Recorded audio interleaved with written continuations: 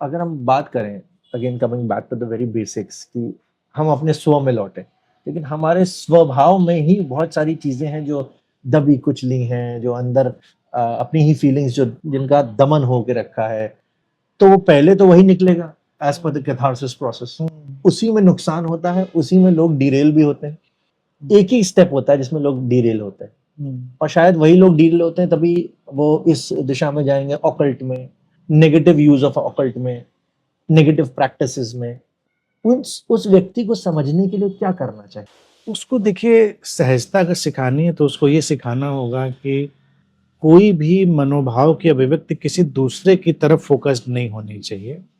हमारे भीतर जो कुछ भी दमित है, सप्रेस्ड है, वो हमारा अपना है।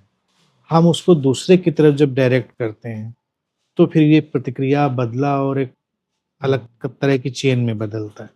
मेरे भीतर दमित है, दबा है, तो मेरा ही होगा, तो उसका सामना हमें ही करना है, हमको ही उसको देखकर उसको समाप्त कर देना है।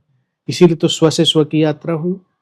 और दूसरी चीज है कि उसको पहले ही बता देना चाहिए कि अपने भीतर आना, स्व से जुड़ना एक कुआं खोदने जैसी प्रक्रिया है कि मिट्टी खोदी जाएगी, फिर कंकड़ निकलेंगे, रेत निकलेगी, फिर नीचे जल स्रोत आएंगे। तो जल्दबाजी नहीं, जल्दबाजी करेंगे तो कभी हम कीचड़ में अटक जाएंगे, कभी रेतीले पानी में ही अटक जाएंगे। तो जारी रखेंगे, जारी रखेंगे। अगर हमारे भीतर से कंकड़ पत्थर निकले, कोई बात नहीं, और अंदर जाएंगे। फिर हमारे भीतर से रेत निकलेगी, रेतीला गंदा पानी निकलेगा, कोई बात नहीं। फिर हमारे भीतर से वो जल स्रोत जो निर्मल है वो भी आएगा।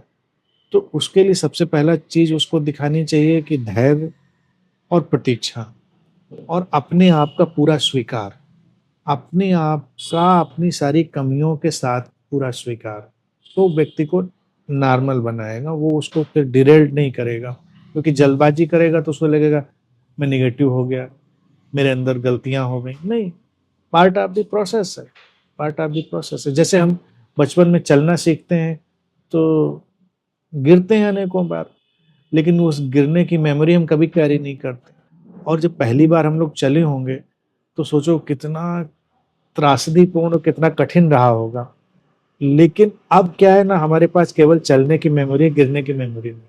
तो इसी तरह से जब स्व के भीतर व्यक्ति लौटे, चूंकि स्व के भीतर लौटता वो उस मैच्योर एज में है जो बचपन नहीं है, तो उसके पास सारी मेमोरी इंटैक्ट होती है। तो उस मेमोरी को उसे डिटैच होकर ड्रॉप कर देना।